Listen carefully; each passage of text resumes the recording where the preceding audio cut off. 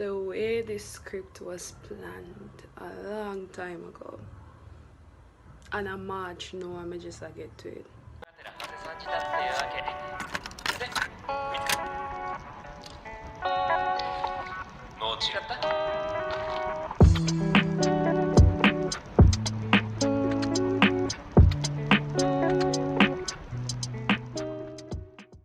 Hi, my name is Tori. Welcome to Commentory, where I talk even when no one is listening. So today we're talking about things that include trauma.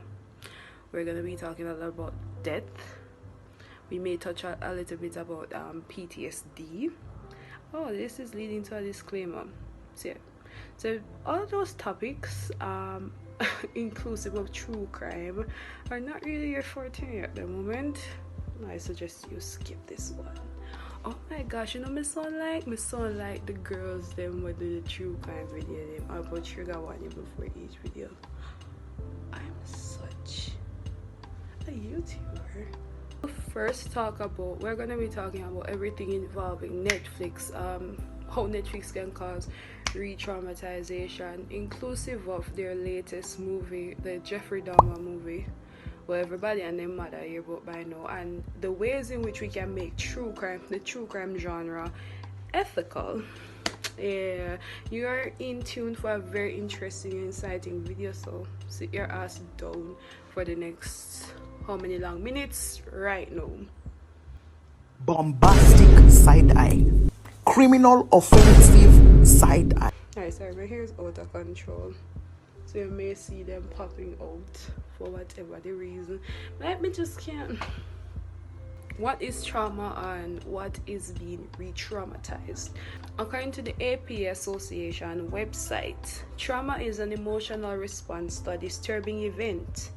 And I'd say that re-traumatization in and of itself is bringing back or reminding someone of traumatic events. Re-traumatization usually happens when people with PTSD are exposed to people, places, or events or environments that cause them to experience past trauma as if it were happening today.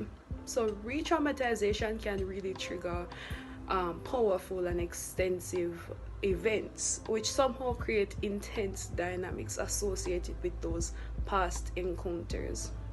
So it's basically this terrifying event that has happened in your past trauma that has now regurgitated itself into the now. So persons having PTSD, they suffer with a lot of painful moments in their lives and memories that can cause significant psychological and emotional damage, because it's something that really takes a toll on you. And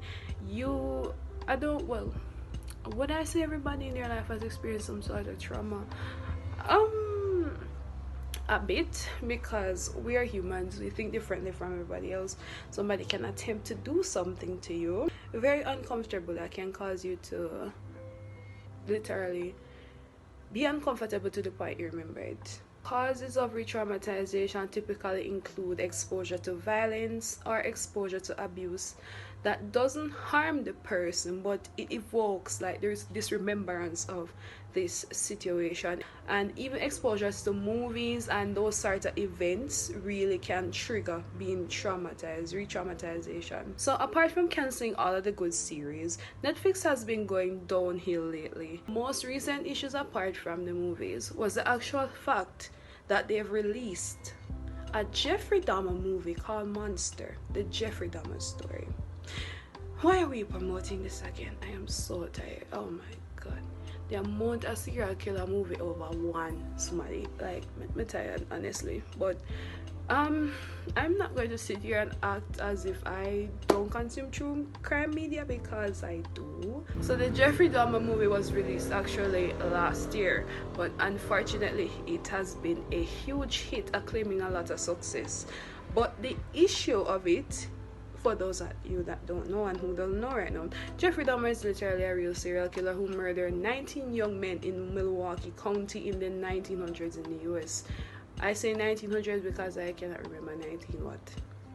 So what Netflix did has many layers, but the fact that there's another Jeffrey Dahmer movie in existence is just one of the many layers, which brings me to my next point. We always hear about the victim and what the serial killer did to the victim. One of the things that I really hate is there's so much focus on the person who did the crime but not the life of the victim. And that's why when I watch certain videos, I have an appreciation for those creators that put a spotlight up for this deceased person who was a victim of violent, malicious acts.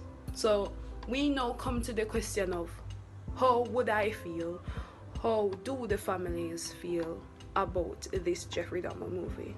Quote, when I saw some of the show, it bothers me, especially when my name comes across the screen and this lady is saying verbatim exactly what I said. Said Rita, or wrote Rita Isabel in an essay for Insider. If I had known better, I would have thought it was me. Her hair was like mine, she had on the same clothes. That's why I felt it revealing all over again. It brought back memories I was feeling then. So Isabel was the sister of the victim. Errol Lindsay was murdered by Dahmer when he was 19 years old. According to this Insider article, it's been insinuated that Netflix did not contact the family, and the family or Isabel herself feels as though they are profiting off the murder of her brother. So the point of re-traumatization, or the definition, really comes back into play, as we can see. She's saying that the actor had on the same clothes as her, wore her hair the same, so the same things like her. It was almost like she was reliving it, as she stated.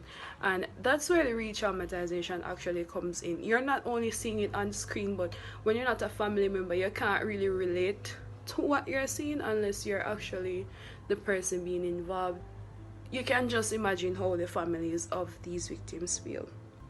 The lack of communication that most, if not all, of these type of movies that are recreating true stories lack, and this is the absence of permission. Permission would make it like 80% better. What would make it even better? Not even making this movie at all, actually. But permission does take the cake, in my opinion. Also supporting the families in different ways takes the whole cake, and the tray with the cake coming out. Like, it's not something that's hard, and some of them go even as far as to, if you say that no, you can't make a movie over my dead mom who they brutally shot, them do it anyway, whether you like it or not. The simple thing, I don't know why I have this as a point because it's very blatant, is why they want these movies to be repeated, produced all the time. Money. The entertainment factor of human beings.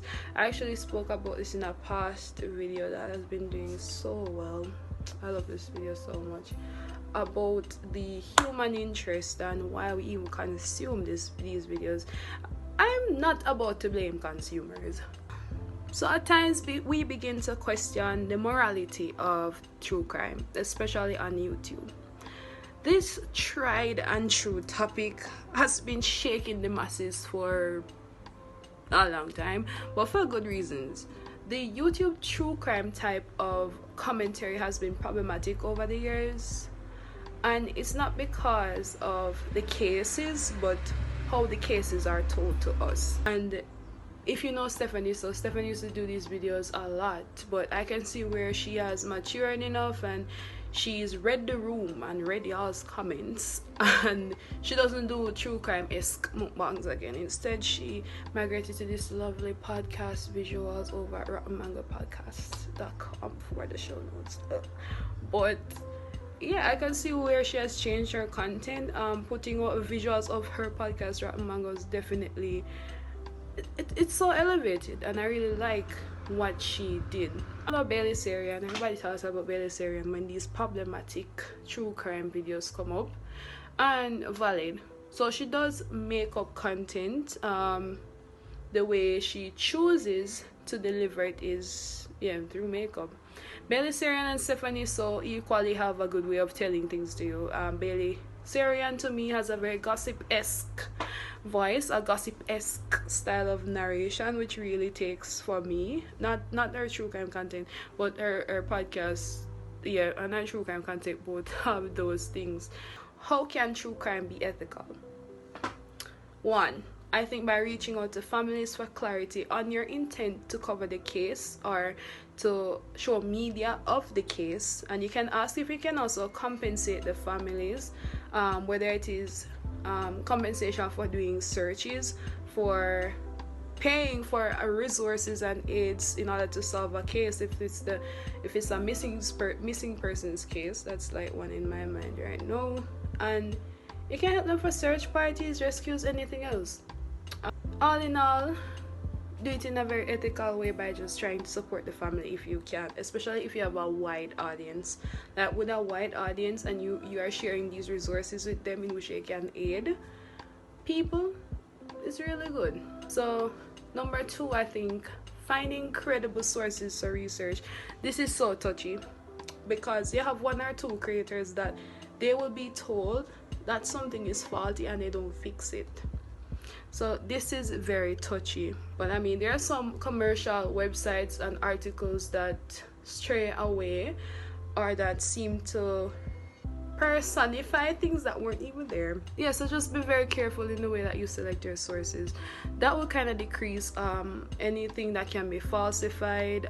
Take actual statements, actual court documents from persons involved, because some of those things are available to us.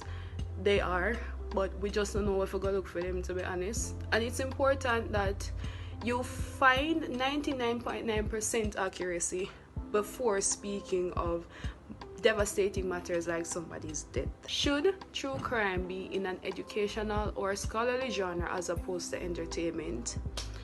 This is a step forward to making it ethical, in my opinion. So this was a statement actually made by somebody in a YouTube comment section on a specific video, which I do not remember and I did not take screenshots of at the moment. And I'm just really expounding on that person's point. And when it came up, it kind of resonated with me, like, ding, actually makes sense. So I agree that putting some cases into the education genre may be palatable. Why? Because it's more scholarly. Take for instance case laws that law students have to study. Having these cases composed for academic purposes is really good to assist people. Yeah, and you see, the thing with all of this in conclusion is that Netflix isn't the only culprit of this. A lot of media outlets, Hollywood, have done this all the time. And in my eyes, families affected by, production of movies like this, it just causes more blatant re-traumatization that some families up to today, in my opinion, have not gotten the chance to heal from because of the many eyes and opinions that surround their names and the names of their loved one. Some families can't even get to lay their loved one to rest because of the brutality of these killings, and not to mention some of these people will stop at nothing to get the movies produced unethically and immorally. I think it's so insane how the smallest of things as humans, can just remind us of bad things. And that's just the psychology of humans, but it's all of this is just so insane. But on the bright side, I think that showcasing some of these cases can aim to get attention to them. But then again, when you put something as sensitive as this on the social media, you're going to reap a lot of results from it. Mostly not pleasant. It's just that the bad overshadows the good most of the time. That's it. And yeah, that will be all for me. Don't forget to like, share, subscribe, and comment. And I will see you whenever I can. Bye.